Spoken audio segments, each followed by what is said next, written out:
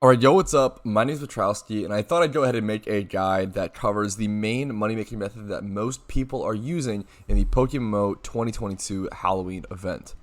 Now, this method consists of farming two different types of candy from two different types of NPCs all around the map. You'll be getting special candy from the pumpkin mini-bosses, and then you'll also be getting spooky candy from defeating kids in their costumes. Spooky candy is used to be traded into the pumpkin for just straight up goodie bags. 5 spooky candies equal 1 goodie bag, and special candies can either be sold on the GTL for around 20k a piece at the moment, or traded into the pumpkin for an attempt at defeating him. Alright, but let's go ahead and get into what you're going to need to actually farm this money and farm this method. So let's talk about that. First things first, the 3 Pokemon that I recommend. Now, you do not need these Pokemon by any means. The only Pokemon that you might quote-unquote need is the Typhlosion. Having Choice Specs, Stab, Eruption, Typhlosion is just so unbelievably powerful. Getting a Typhlosion with a plus special attack nature, 25 plus special attack and speed is just so powerful in any PVM setting, especially in gym runs and stuff, but here especially. The Typhlosion will allow you to one-shot all the mini-bosses, especially when setting up Sun next to them, and I'll show you guys an example of that and show you guys what I mean. There's going to be 2 different types of battles. One of them is going to be fighting the kids, which are pretty easy. It's usually one-on-one single battles where they have 4 Pokemon, and you just defeat them all. It's super easy, just a high-level trainer battle. You can pretty much do kids with any high-level Pokemon. Now, the mini-bosses are a little more difficult, because the mini bosses have a rotation style battle where it's 3v3 on the field at the same time, and they actually can be extremely easy, and I'll show you guys the strategy of how I make them pretty easy. But these are the 3 Pokemon that I recommend. Once again, you really don't need any of these. I recommend just getting as many high-level Pokemon as possible. The one Pokemon that I would say, if you can get one of them, get the Typhlosion. Eruption is so strong. Having that AoE Pokemon is really important. Also, having your Typhlosion centered here, the first 3 Pokemon in your party matter a ton when doing the mini bosses. So having your Typhlosion in the center is actually really important, and I'll show you why when it comes to that. And that's the first thing you need, obviously the Pokemon to be able to farm the event. Now, the second thing you need is just completion of the storylines. The more storylines you have completed in PokeMMO, the better for when an event comes around. So if you have all 4 storylines completed, that's going to be the most beneficial to you. Now, the third thing you're going to need is just communication, and this comes in a lot of different forms. You can use global chat, you can use team chat, channel chat, whatever works for you. I don't mean to sell out, but I do heavily recommend my Discord. I'll bring it up now on screen. My Discord this is live, my live Discord feed's happening right now. A really incredible community of people calling the kids, the mini bosses. It's very structured. We answer questions. It's very clean. My Discord is incredible, and it's what I personally use. So I'm not trying to just blow smoke up your ass or whatever. This is what I personally use. I find it to be the best for getting concise, perfect information on where things are located. So essentially, you're going to check your socializing group. You're going to check your communication method. See, hey, where is this kid? Where's the mini boss, etc., etc.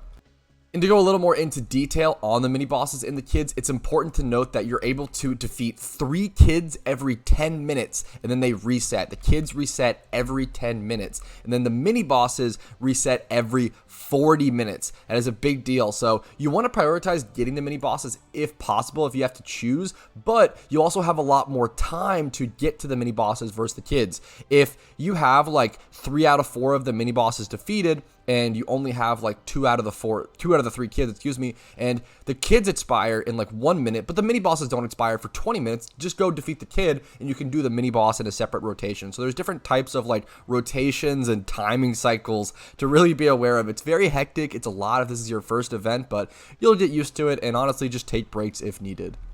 But at this point, I'm going to literally go ahead and show you guys live footage of what exactly I would do if I was farming this event right now, which is what I'm doing. So first things first, I'm actually going to check the mini bosses. So I can see the first mini boss is Kanto Island 7, if you can actually see. So that's the Kanto location. So I want to make sure I'm in Kanto, head over to Island 7. We'll fly over there, and then it should be a smoky floating pumpkin. So you can actually see right here. There you go. That is the Island 7. Let me close the Discord now. That is the Island 7 mini boss. That's what they mean when they say mini boss. And then I'll show you guys the example of the mini boss fight right now. So this is why also when you fight them, you have to make sure you click yes. It's a confirmation of, hey, are you sure you want to fight this guy? So it's 3 little pumpkin guys that'll pop up, and most of these are really not going to cause you much issue. I think the pumpkin reaper causes the most issue because he's pretty fast or has some sort of priority attack. But what's going to happen is you're going to bring in your Pokemon, you're going to set up your Drought with your Torkoal. I'm going to go ahead and Assurance, pretty much whatever with Crocodile. It really doesn't matter. I'm pretty sure Eruption is literally just going to one-shot everything here. As long as you have a Typhlosion. Actually, so he's going to, let's see. He even destroys my Typhlosion damage-wise, really hurts my Eruption damage, and I still one-shot the Pump Reaper, do 92% to the Pump Thief, and 71% to the Pump Princess. My Crocodile finishes off the Pump Princess, and now next turn I'll be able to finish off the Pump Thief. So a 2-turn battle. Most of the time, pretty much 99.9% of the time, this battle ends in 1 or 2 turns, especially with the Typhlosion strat. It's just so strong. You can actually see my Typhlosion go down here, and it's not a big deal. I'm going to be able to defeat the battle, and I can easily have plenty of time to just heal afterwards.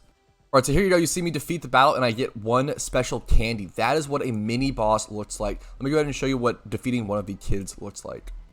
So let's just go ahead and open up the Discord again, and I'll show you guys a perfect example. So we can see Route 22, it looks like Kanto. So that would be to the left of Viridian City towards that start of the E4. So let's just go ahead and listen to this call. I'm actually not even going to heal. I'm going to go ahead and just try not to heal and just save a little bit of time. Take Choice Band off my Crocodile to have access to different moves. Choice Band is nice for the pumpkin strat. So it looks like, look at this, the kid's not there anymore. It's a good example. So this means the kids actually rotated.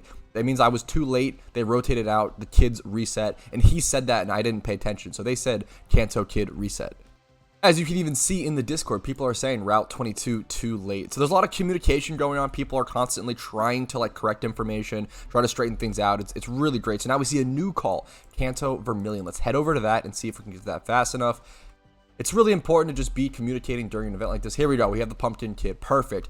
I can't recommend my Discord enough. I don't mean to sell out, but my Discord is truly incredible during events. We always have a spike in members because my community is so fantastic, and I can't thank you guys enough for that. You guys do that, right? So I can show you guys the example of a kid battle. So this is what it looks like. It's a 1v1 type format. They usually have 4 Pokemon. You just beat them down as quick as possible. It's not really a big deal.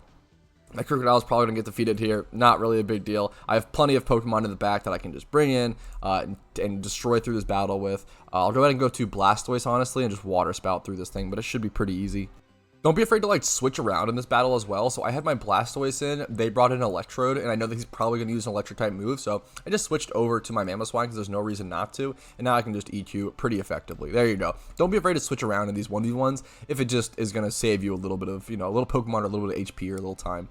Here we go. I came to this battle pretty unprepared. My 2 main Pokemon defeated, and still just a super easy fight. As long as you have some high level Pokemon, pretty much anyone can defeat the kids.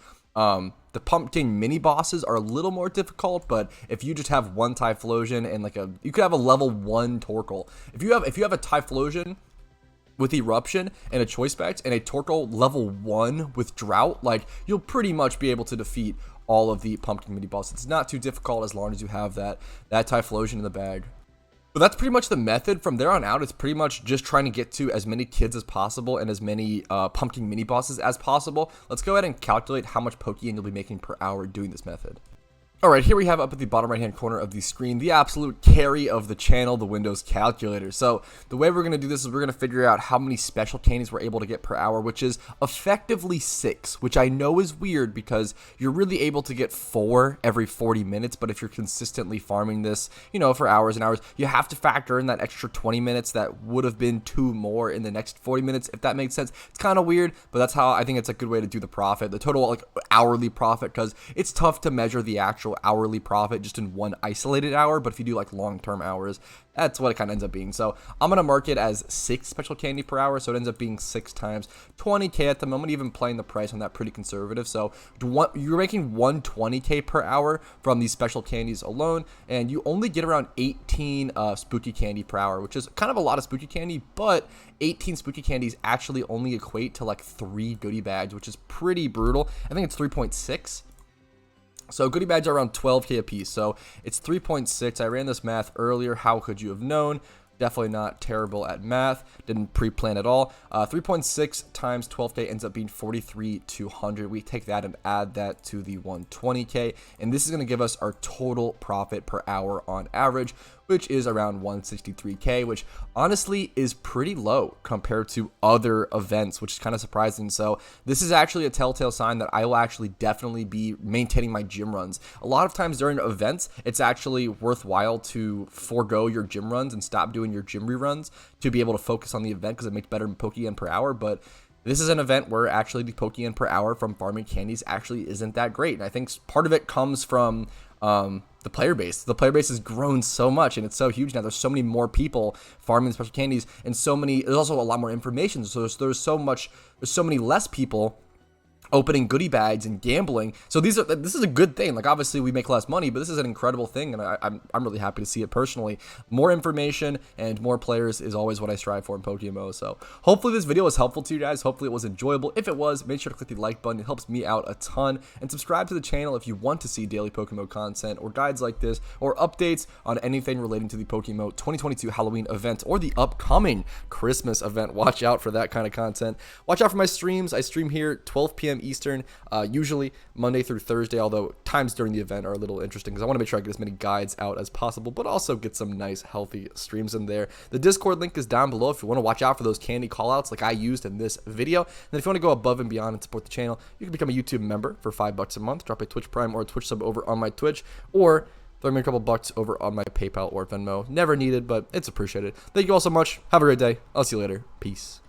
Hey, thanks for watching till the end of the video. I really appreciate it. And if your name is on here, I appreciate you even a little more. Thank you so much to everyone who goes above and beyond and supports the channel financially. It allows me to do what I do and just focus on making the best PokeMMO content possible. So thank you so much. Have a great day. I'll see you later. Peace.